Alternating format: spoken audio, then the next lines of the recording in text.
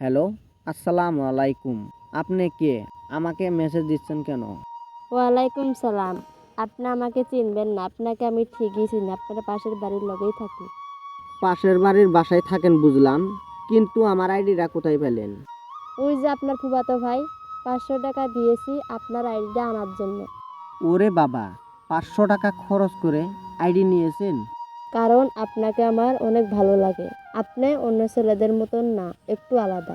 আমি সারাদিন আপনাকে জানালার পাশে বসে দেখি। ওইসব দেখা বাদ দিয়ে পড়াশোনা করেন। ইন্টার তো মাত্র ফার্স্ট ইয়ারে পড়েন। আমার তো বউ বাচ্চা আছে।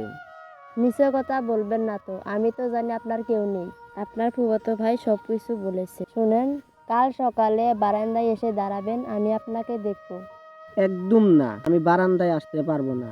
আর আপনার সাথে আমি কথা বললে আমি মায়া পড়ে যাব। একটু দূরে থাকাই ভালো। মায়ে তো পড়তেই হবে। আর শুনেন, আপনি আমার কথা না শুনলে আমার আব্বুকে বলে দিব আপনি আমাকে ডিস্টার্ব করেন। আমার আব্বু কিন্তু আর্মিতে আছে। আরে না রে না, আমি তোমাকে ডিস্টার্ব করছি না তো। ঠিক আছে বাবা, কাল থেকে তোমাকে তুমি আমি করে বলবো।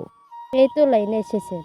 এই আয়শা, শোনো, তুমি তোমার আব্বুকে এইসব কথা বলেছো? তোমার আব্বু তো আমাদের বাসায় এসে বিয়ের কথা বলছে।